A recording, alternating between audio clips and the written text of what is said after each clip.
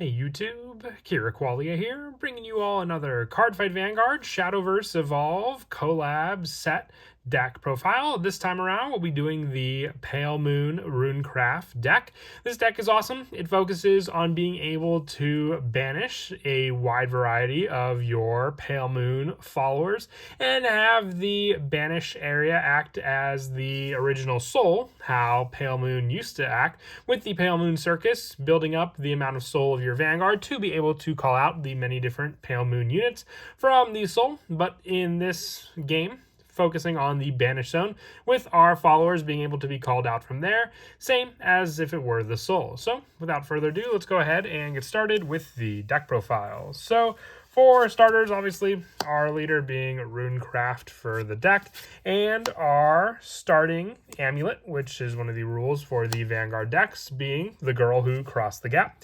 With the starting amulet, all cards with starting amulet in your deck must share the same name, and you tap this card, bury this card, draw a card, banish a card from your hand, activate only if there's a Pale Moon follower on your field. So just being able to tap this amulet and then draw a card and banish a card from your hand gives you more of a setup, and then just helps to also filter through the cards in the deck. The main go-to legendary for the deck also is Silverthorn Dragon Tamer Luquier.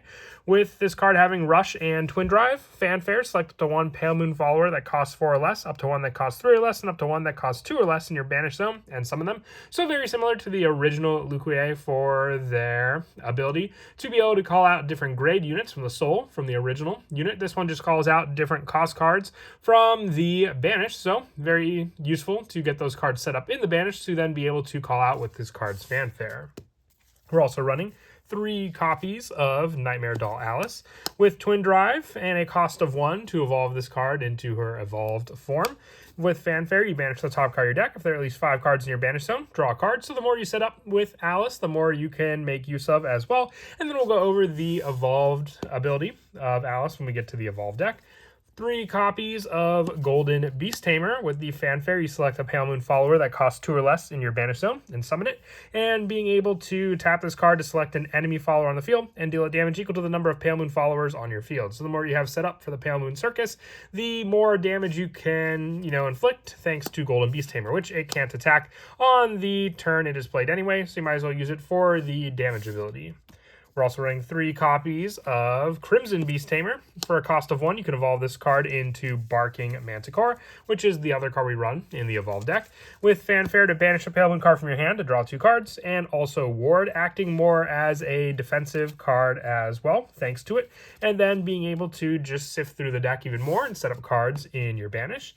3 copies of Starlight Melody Tamer Farah. For a cost of 1, you give this follower Drive, which once again, for those of you that don't know, you just take one of your Drive points and place it underneath the card to give it that Drive. And then on Drive, you select up to 1 enemy follower on the field, give this follower a +1 attack and +1 defense, and if there are at least 5 cards in your banish zone, destroy the selected follower and give your leader +2 defense. So it helps for just building up the stats of Farah, and then being able to also, build up the life of your leader as well. So very, very useful for the more added setup in your banish zone. The 3 copies of Mistress Hurricane, for this card being a 2 of cost. Fanfare, if there are at least 5 cards in your banish zone, give this follower Storm. So the more you have set up, the faster this 2 cost can also swing into your opponent. And with a tap, you can banish this card, select an enemy follower on the field, and deal it 3 damage. Once again, just an early 2 cost card to also deal with some other cards your opponent may be trying to build up.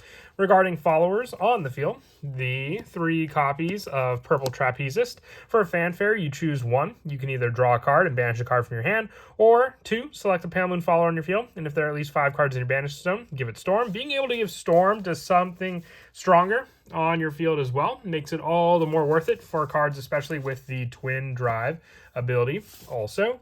And then for the lower cost Pale Moon units, we're also running 3 copies of Skull Juggler. With this spell, you select 2 Pale Moon cards in your cemetery, banish them, and draw a card. Play only if you can select 2. So this just sets up more cards that may be in your cemetery with this spell in your banish zone to then use early on. It's a great going first, cost 1 spell to be able to use as well against your opponent. And also additional spells include the 2 copies of Hades Hypnotist with a quick, you choose 1. You can either select an enemy follower on the field and deal it 2 damage, or discard a Pale Moon card, select an enemy follower on the field and deal it 3 damage, and banish the top 3 cards of your deck. So being able to have that enormous cost to then set up 3 more cards from the top of your deck just really helps to enable that at least minimum 5 of cost for your banished zone. And then also the 3 copies of Turquoise Beast Tamer. With this card, for a cost of 1, you can give it drive, and on drive, select up to 1 enemy follower on the field, deal it 2 damage, give this follower +1/+1, and banish the top card of your deck. So it's set up damage, and on top of that, also giving it the drive as well. So followers with drive have rush and single drive, so then they can perform 1 drive check in total.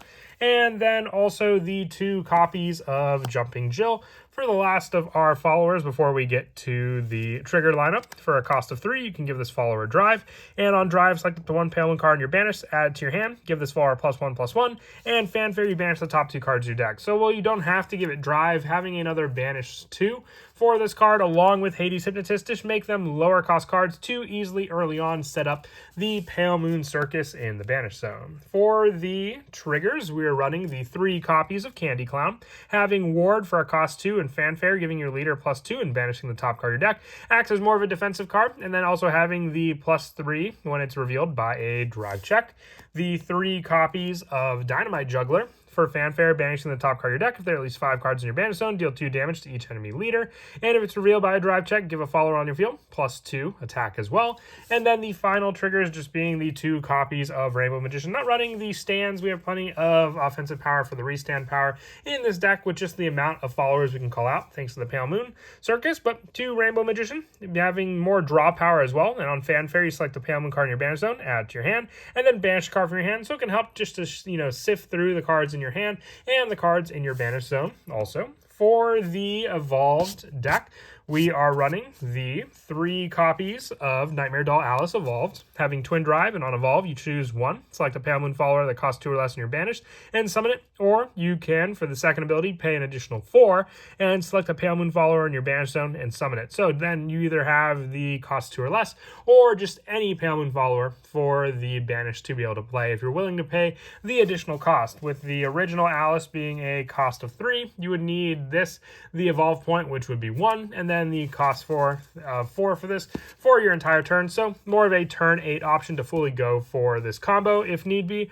or turn 7 if you have the evolution point. And then also 2 copies of Barking Manticore. If you want to run a 3rd copy, you could just drop down the number of drive points we run in the Evolve deck also, with Ward and Twin Drive, and on Evolve you select an enemy follower on the field and deal it 4 damage. So it's just an easy damage option along with the other Beast Tamers as well. And then the final cards in the Evolve deck just being the 5 copies of the drive point, which you give it on drive, and then on drive you can also give the follower rush with the single drive, so performing the 1 drive check when it attacks also. But that is it for the deck profile. I hope you all enjoyed. I'm having a lot of fun with these Vanguard Shadowverse decks. They're very nostalgic just with all the different units we've had turned into Shadowverse followers. And as always, until next time, please don't forget to leave a like and subscribe. And Kira Qualia out.